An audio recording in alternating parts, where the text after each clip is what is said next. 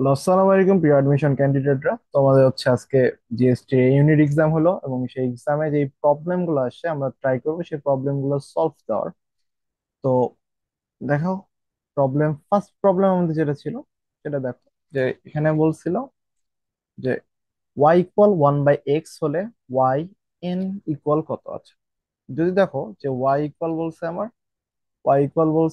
1/x, তাহলে আমি যদি ফার্স্ট টাইম ওয়াই 1 করি সেটা কত আসবে? -1 x তার উপর স্কোয়ার, তাই না? এখন যদি আমি নেক্সট আরেকবার করি তাহলে সেটা কি আসবে? সেটা দেখো, যে আমার হচ্ছে এখন পাওয়ার কত, এক্স এর পাওয়ার হচ্ছে ওয়াই 2, যখন আমি করতেছি তখন আমার আসতেছে 1/x কিউব। তার মানে জিনিসটা দেখো, এটাকে যদি আমি এন পর্যন্ত করতে যাই তাহলে আমার এই ডিপেন্ড করতেছে এন এর ভ্যালুর উপর। সো এই পাওয়ারটা, নিচে যে পাওয়ারটা সেটা n+1 আসতেছে, তাই না? নিচের পাওয়ারটা আসতেছে আমার n+1, এবং উপরে দেখো একবার মাইনাস আসতেছে, যখন এটা হচ্ছে 1 তখন এটা মাইনাস, যখন এটা 2 তখন এটা প্লাস। তার মানে হচ্ছে আমার এটার উপর ডিপেন্ড করতেছে। তাহলে যদি এটা হয় তাহলে আমার এটার অ্যান্সার কি দাঁড়ায়? যে হচ্ছে xn+1, এটা হচ্ছে আমার অ্যান্সার। সো এর অ্যান্সার হলো আমার ডি, বেসিক্যালি এর অ্যান্সার হলো আমার ডি। এখন দেখো পরের প্রবলেমটাতে কি বলছে, theta equal cos 4/5। Theta equal cos 4/5 হলে 1 - tan² theta 1 + tan² theta equal what? তো এটা অনেক ইজি একটা প্রবলেম। তো তোমার cos থিটা ইকুয়াল সমান তুমি লিখতে পারো 4/5, যেহেতু সব মানই সূক্ষ্মকোণ। তো সূক্ষ্মকোণের জন্য দেখো, cos থিটা ইকুয়াল যদি 4/5 হয়, cos থিটা ইকুয়াল কি? ভূমি বাই অতিভুজ। ভূমি বাই অতিভুজ, তার মানে ট্যান থিটা ইকুয়াল কত? ট্যান থিটা ইকুয়াল লম্ব বাই অতিভুজ, তার মানে লম্বের মান 3। ট্যান থিটা ইকুয়াল ইকুয়াল আমি লিখতে পারি 3/4। এখন জাস্ট এই জায়গায় তুমি মানগুলা বসাই দিয়ে সলভ করলে যেটা আসবে সেটাই অ্যান্সার, এবং সলভ করলে অ্যান্সার আসে 7/25। সো নেক্সট প্রবলেমে আমরা যদি যাই, সেটাতে বলছে দুটি সরলরেখার মধ্যবর্তী সূক্ষ্মকোণ 45 ডিগ্রি। একটি সরলরেখার ঢাল হাফ হলে অপর সরলরেখাটির নতি কত? তো আমরা একটা সূত্র জানি না, আমরা একটা সূত্র জানি, সেই সূত্রটা ইকুয়াল কত, ট্যান থিটা ইকুয়াল, যদি দুটা সরলরেখা এমন হয় যে একটা সরলরেখা ছেদ করছে থিটা কোণে, সেক্ষেত্রে আমরা জানি যে ট্যান থিটা ইকুয়াল হচ্ছে m1 - m2। এই সরলরেখার ঢাল যদি m1 হয়, এই সরলরেখার ঢাল যদি m2 হয়, 1 + m1 m2। এখন দেখো এখানে ট্যান থিটা এর মান 45, থিটা এর মান 45, মানে ট্যান থিটা এর মান 1। তো এম ওয়ান এর মান যদি আমি হাফ ধরি তাহলে আমি m2 বের করব। আবার একটা সরলরেখা বের করতেছি, তাহলে ½ m2। জাস্ট এই ইকুয়েশনটা তুমি সলভ করলে দেখবা যে এম টু এর মান আসবে -1/3। এখন পরের প্রবলেমটাতে দেখো, পরের প্রবলেমে কি বলছে, 4 নম্বর প্রবলেমে যদি আমরা যাই, সেই ক্ষেত্রে এক্ষেত্রে বলছে xy ইকুয়াল -4 একটি অধিবৃত্ত, এক্স অক্ষ এবং ইকুয়াল এক্স অক্ষ, x=1 এবং x=e রেখা দুইটি দ্বারা সীমাবদ্ধ ক্ষেত্রের ক্ষেত্রফল কত বর্গ একক? সীমাবদ্ধ ক্ষেত্রের ক্ষেত্রফল কত বর্গ একক? ওকে।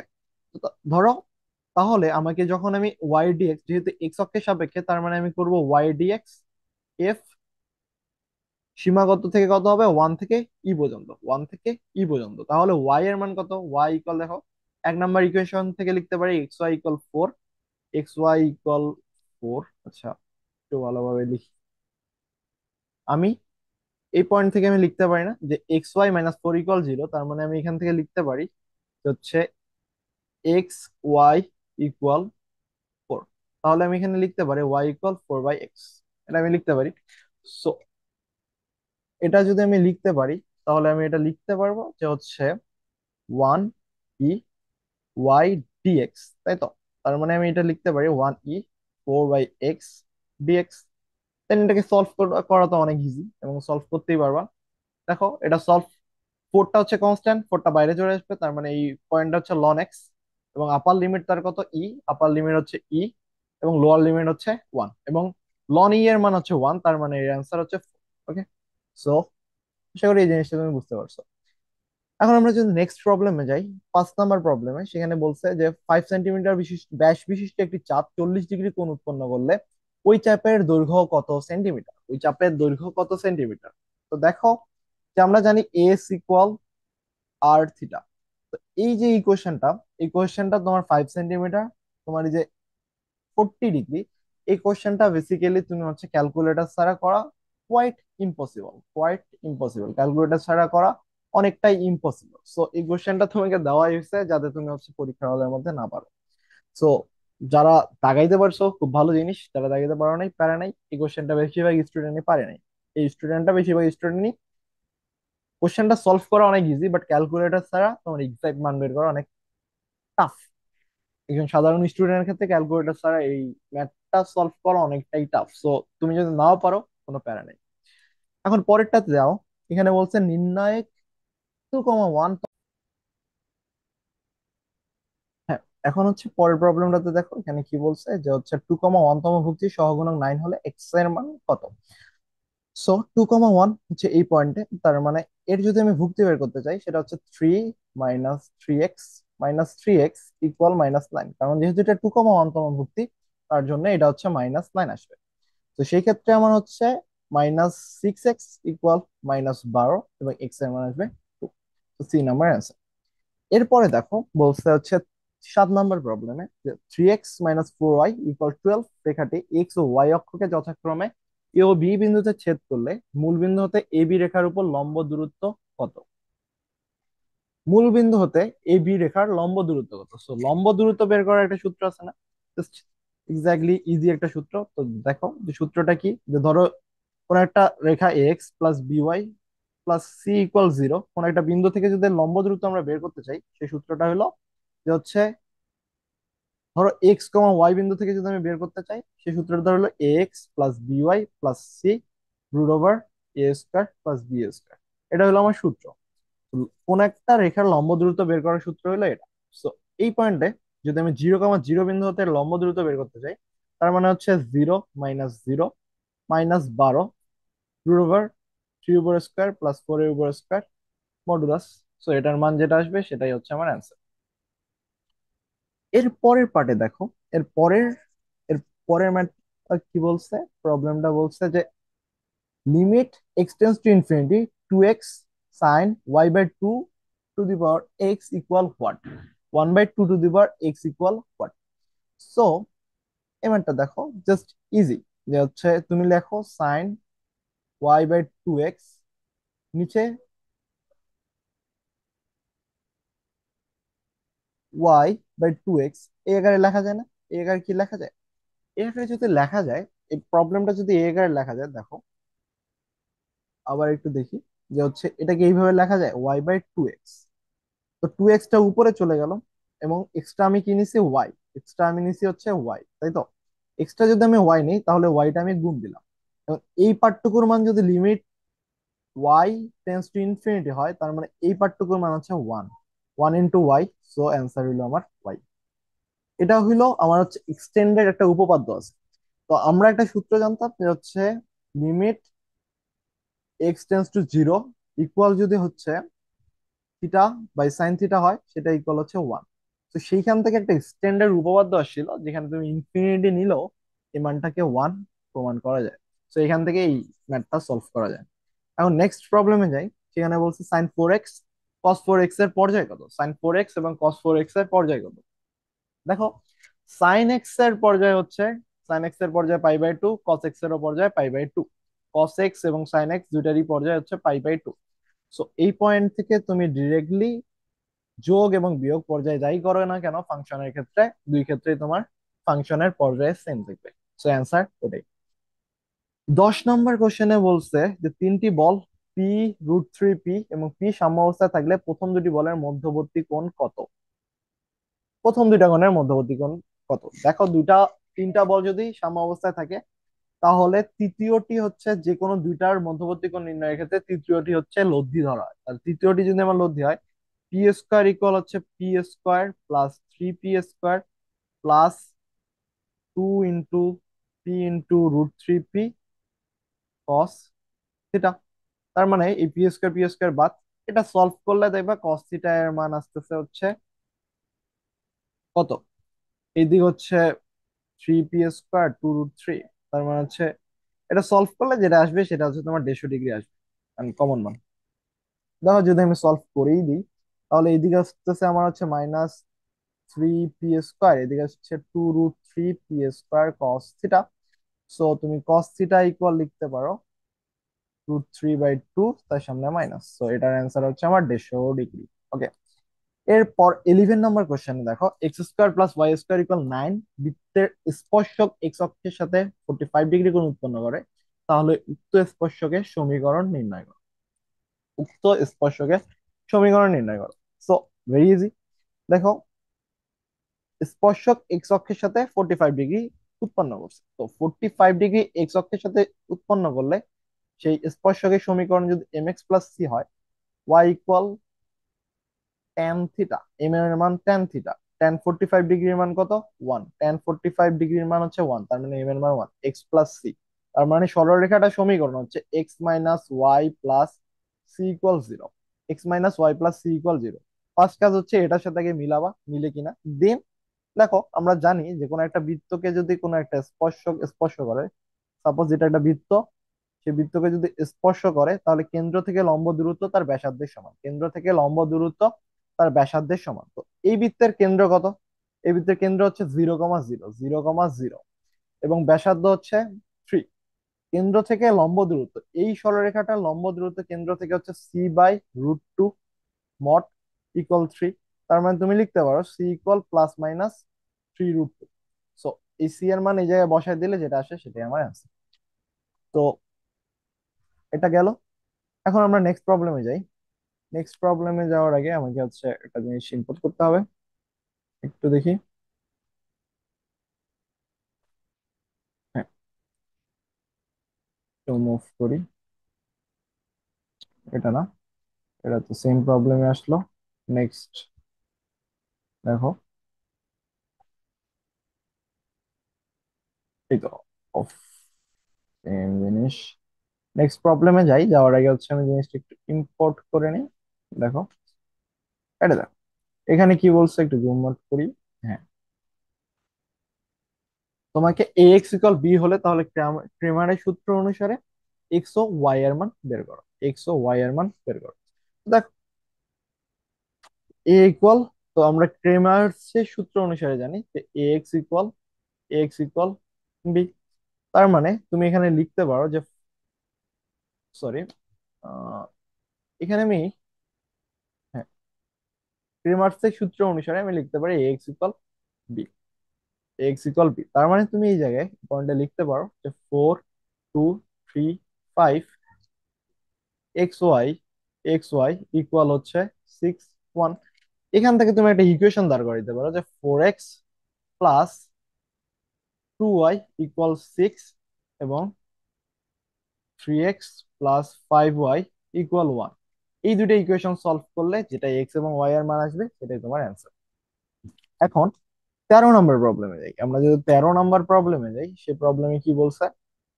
13 নম্বর প্রবলেমে বলছে যে হচ্ছে i = √/-1 হলে 1 + i + i² প্লাস i39 এর মান কত? সো দেখো, এই প্রবলেমটা আরো ভেরি ইজি। এই প্রবলেমটা সলভ করার একটা রুলস আছে, সেটা হলো যে তোমার যদি i + i² + i two the power n এরকম কোন একটা ইকুয়েশন হয়, সেই ক্ষেত্রে তোমাকে শেষের যে পদটা এখানে যেমন 39 আছে, সেই 39কে 4 দ্বারা ভাগ করবা, 39কে 4 দ্বারা ভাগ করো। তো 39কে যখন তুমি 4 দ্বারা ভাগ করলা, ভাগ করার পর দেখো যে ভাগশেষ কত আসে। দেখো ভাগশেষ কত আসে, 4, 4 দ্বারা যদি ভাগ করি ভাগশেষ আসবে আমার 3। এই যে ভাগশেষ 3 আসছে না, এই আই এর কত পাওয়ার পর্যন্ত তুমি হচ্ছে, তত পাওয়ার পর্যন্ত তুমি নিয়ে বাকি অংশটুকু বাদ দিতে পারো। এটা হচ্ছে আই এর সিরিজের নিয়ম, বাকি অংশটুকু তুমি বাদ দিতে পারো। তো এই ক্ষেত্রে 1 কে আমি বাইরে রেখে যদি i + i² + কারণ আমার এখানে ভাগশেষ আসছে 3, তাই আমি i³ পর্যন্ত নিবো এবং বাকি অংশটুকু মান হবে আমার 0, তাই বাকি অংশটুকু আমি বাদ দিতে পারি। তো দেখো 1, এই যে i² এর মান কত? -1, তার মানে 1 প্লাস -1, আই এর মান তো আই, আর i³ এর মান -i। তো এই পয়েন্টটুকু বাদ দিলে আমার হচ্ছে 0, অ্যান্সার আসবে আমার 0। আশা করি তুমি বুঝতে পারছো। এরপরে পার্থক্য তো অনেক ইজি, যে এখানে বলছে log zx dx। তো এটা করার মতো কিছু নাই, জাস্ট লিমিট বসাই দিবা, math solve. x ln x dx এটা করলে হচ্ছে যা আসে x ln x - x, এখানে লিমিট বসাবা, যা আসবে তাই answer। এরপরে দেখো, মূলদয় ক্রমিক সংখ্যা হয়, পূর্ণ সংখ্যা হয়, তবে b square minus four c, b square minus four c এর মান কত? দেখো, যদি মূলদয় ক্রমিক সংখ্যা হয় তাহলে b square minus four c এর মান কত? এটা হচ্ছে যখন মূলদ্বয় ক্রমিক সংখ্যা, তার মানে একটা মূল যদি ওয়ান হয় আর একটা মূল হবে টু, একটা মূল যদি ওয়ান হয় আর একটা মূল হবে টু। তো সেই পয়েন্টে যদি আমি মূলদ্বয়ের ক্রমিক পূর্ণ সংখ্যা হয়, তো এই জিনিসটা যখন ক্রমিক পূর্ণ সংখ্যা হয়, এটা একটা মুখস্থ টাইপ যে ক্রমিক পূর্ণ সংখ্যা হইলে সেই ক্ষেত্রে আমার এই যে মূলত থাকে যে b square minus four c, four a c, b square minus four a c এর মান হয় হচ্ছে আমার ওয়ান। মূলদ্বয় যদি ক্রমিক পূর্ণ সংখ্যা হয় তাহলে b square minus four a c এর মান হয়। সো এই ক্ষেত্রে দেখো, এ এর মান হচ্ছে ওয়ান, তার মানে হচ্ছে b square minus four c equal হচ্ছে ওয়ান। এই পয়েন্টে বলছে যে হচ্ছে sine inverse p sine inverse q equal pi by two হলে p root over one minus q square, q root over one minus q square এর মান কত? দেখো, এখান থেকে তুমি লিখতে পারো, কি লিখতে পারো যে হচ্ছে ওয়ান মাইনাস, দেখো পি সাইন ইনভার্স, তুমি যদি বলো যে হচ্ছে সাইন ইনভার্স, ওয়েট আমি যদি পুরোটা ক্লিয়ার করি একটু।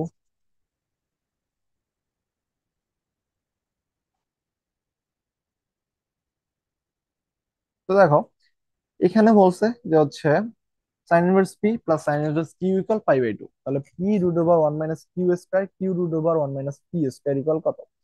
তো দেখো, এখানে তুমি সাইন ইনভার্স পি ইকুয়াল লিখতে পারো pi by two minus sine inverse q, তাই না?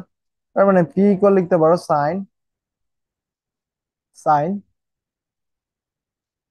পাই by two minus sine inverse q. এখান থেকে দেখো, তুমি এটাকে লিখতে পারো পি পাই বাই টু মানে cos, cos sine inverse Q.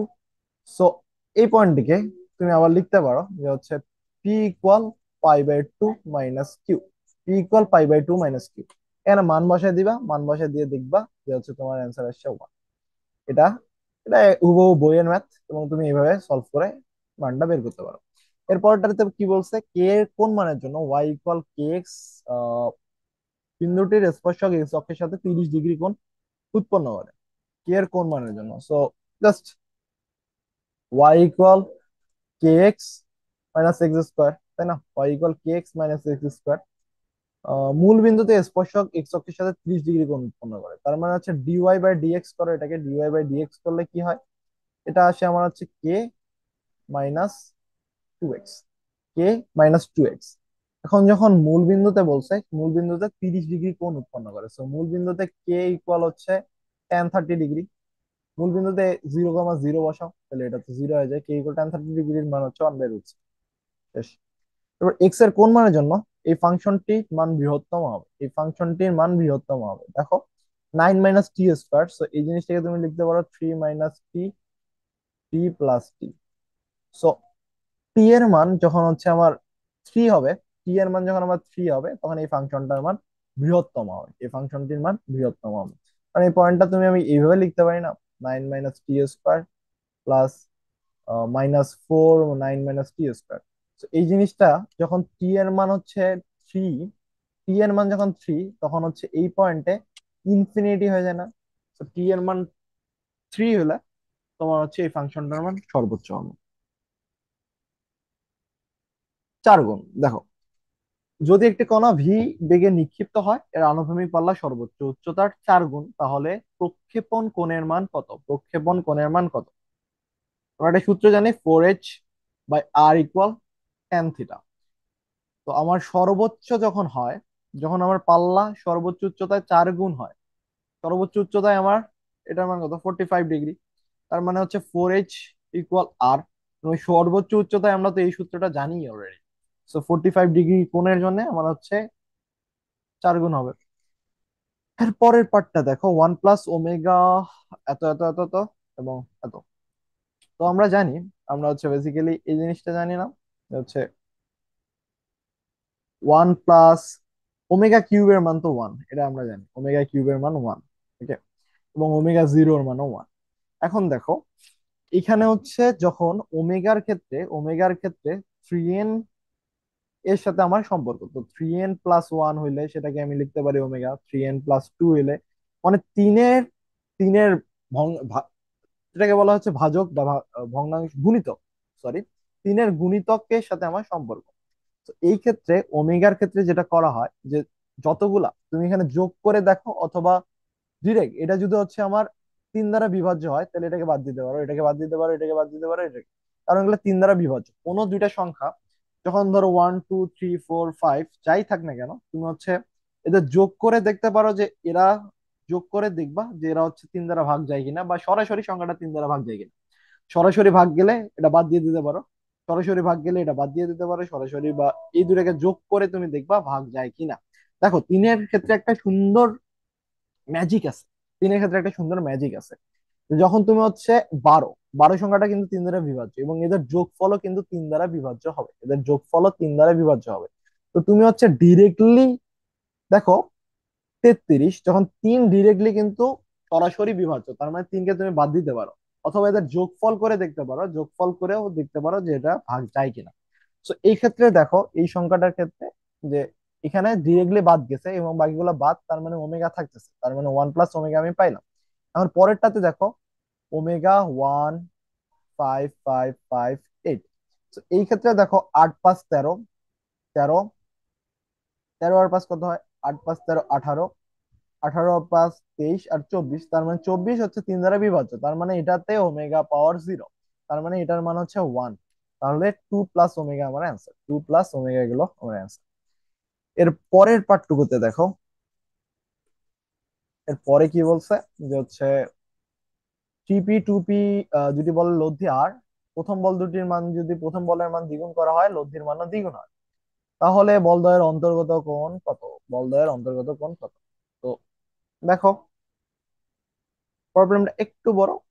তো দেখো আমাকে বলছে কোন বিন্দুতে 2p লব্ধির মান আর, প্রথম বলটির মান যদি দ্বিগুণ করি লব্ধির মান হচ্ছে দ্বিগুণ হয়। সো দেখো আমি হচ্ছে প্রথমে আমি বের করে নেই যে 3p² আর স্কোয়ার, আর স্কোয়ার ইকুয়াল হচ্ছে 9p² প্লাস 4p², 2 × 3 × 2, তার মানে হচ্ছে 6 12p² cos আলফা। এটা হচ্ছে আমার আর স্কোয়ারের মান। এরপর যখন আমি প্রথম বলটার মান দ্বিগুণ করছি, প্রথম বলটার মান দ্বিগুণ করছি, তখন আমার লব্ধিও আর হয়ে গেছে, তার মানে হচ্ছে 4r² ইকুয়াল আমি লিখতে পারি, 4r² আমি লিখতে পারি যে প্রথম বলটা যেহেতু আমি দ্বিগুণ করছি তার মানে 6, তার মানে 36p² প্লাস 4p² প্লাস প্রথমটা এখন 6, তার মানে 6 × 2 = 12, 24p² cos আলফা। এখন এই পয়েন্টটা আর স্কোয়ারের মান বসাই দিয়ে তুমি হচ্ছে ম্যাথটা সলভ করলে দেখবা যে আলফা এর মান 2π/3 আছে। এই ম্যাথটা একটু কোয়াইট বড়, এটা একটু বড়, তোমাকে পরীক্ষার মধ্যে দেওয়া হয়েছে যাতে তুমি হচ্ছে টাইমটা নষ্ট করো। সো পারলে তো ভালোই, আর না পারলে হচ্ছে ইগনোর করে আসাটাই বেটার, এই ম্যাথের ক্ষেত্রে বেটার অপশন। এখন দেখো এখানে বলছে অধিবৃত্তের পরমিতিক সমীকরণ কত, একটা অধিবৃত্তের পরমিতিক সমীকরণ, এখানে প্রমিত সমীকরণ দেওয়া গেছে এবং অধিবৃত্তটির তোমার পরমিতিক সমীকরণ বলছে। তো এটা একটা মুখস্থ, আর কিছুই না, এটা সলভ করার মধ্যে কিছুই না। দেখো কিছু কিছু ম্যাথ দেখতে পাচ্ছ যেগুলো হচ্ছে তোমার হুবহু হুবহু মুখস্থ বসায় দেওয়া সম্ভব, আর কিছু কিছু ম্যাথ একটু কোয়াইট কনসেপচুয়াল দিছে এবং কিছু কিছু ম্যাথ একটু হার্ড দিছে, কিছু কিছু ম্যাথ একটু হার্ড দিছে।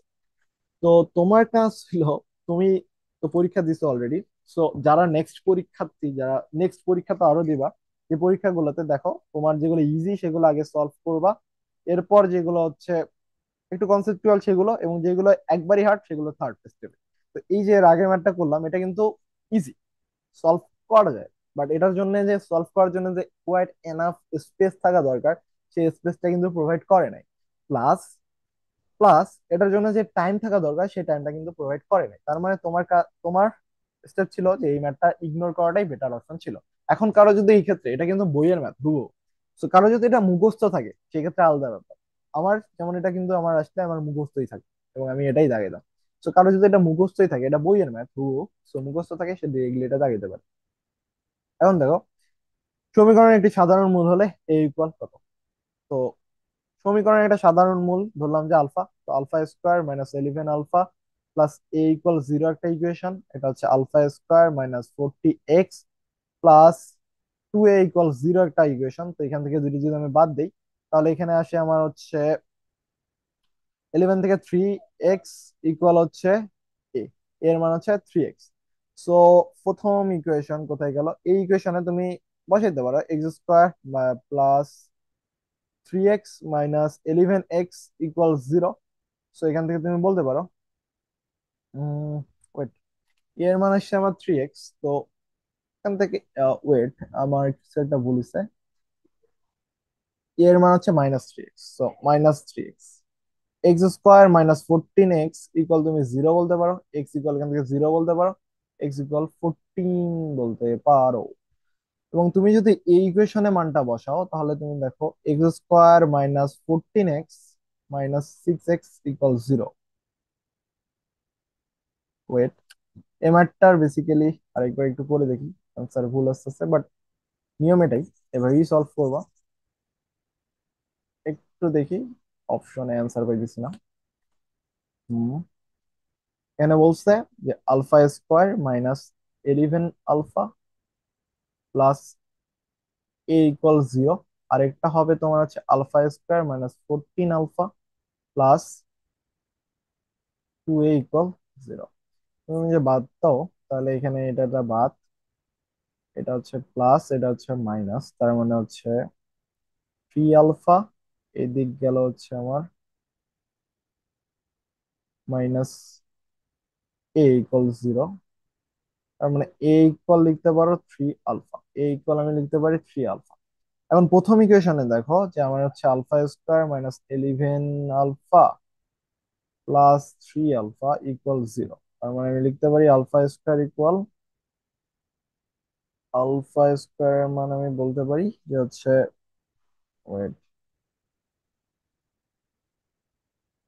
আলফা এর মান বলতে পারি আমি +-3, তাই না? এখন আলফা এর মান যখন তুমি +-3 পাইছো, তো এই ইকুয়েশন গুলাতে তুমি হচ্ছে একবার বসাবা +3, এবার -3 বসায় a এর মান হচ্ছে তুমি পাবা। এবার +3 একবার -3 বসাইলে তুমি a এর মান পেয়ে যাচ্ছ।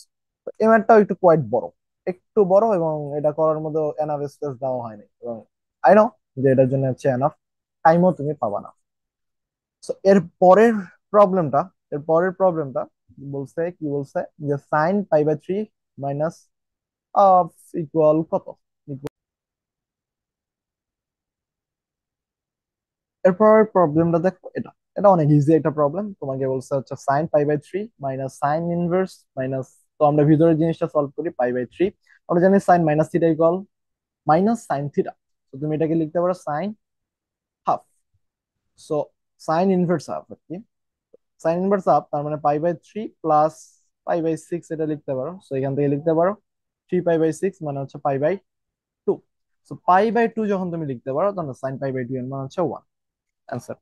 এর পরের প্রবলেমটা দেখো, 20 মিটার/সেকেন্ড মেঘ ও 4 মিটার পার সমত্বরণে চলমান বস্তু কণার 5তম সেকেন্ডে অতিক্রান্ত দূরত্ব। তো আমরা একটা সূত্র জানি না, এস টি তম সেকেন্ডে U T minus half 2t - 1, এটা হচ্ছে আমার অতিক্রান্ত দূরত্বের সূত্র, তাই না? সো জাস্ট এই সূত্রটা তুমি প্রয়োগ করবা, শেষ। 2t - 1 ইন্টু এ, সরি, 2t - 1 ইন্টু এ। তো এই সূত্রটা জাস্ট তুমি এখানে ইউজ করলে তুমি অ্যান্সারটা পাই যাবে। তো এই ছিল মোটামুটি আজকের জিএসটির 25টা যেই ম্যাথ কোশ্চেনের সলভ। তো আশা করি সবকিছু বুঝতে পারছো। কোনো কিছুতে কনফিউশন থাকলে অবশ্যই কমেন্ট করে জানাবা যে ভাইয়া এই বিষয়গুলোতে আমার কনফিউশন আছে, ক্লিয়ার করে দেওয়া উচিত। তো যারা এক্সাম দিছো, বেস্ট অফ লাক। অবশ্যই দোয়া রাখবো যে ভালো কিছু হোক। আর টেনশন করার কিছু নাই, কাট মার্কস মোটামুটি 55+ যদি মার্কস পাও, মোটামুটি একটা ভালো ভার্সিটিতে চান্স হয়ে যাওয়ার পসিবিলিটিস আছে। কারণ মোটামুটি কোশ্চেনটা স্ট্যান্ডার্ড মানের, এবং যেভাবে এই কোশ্চেন হয় ঠিক সেই টাইপেরই প্রায় কোশ্চেন। খুব একটা হার্ড বলা চলবে না, বাট হার্ড, মিডিয়াম লেভেলের হার্ড।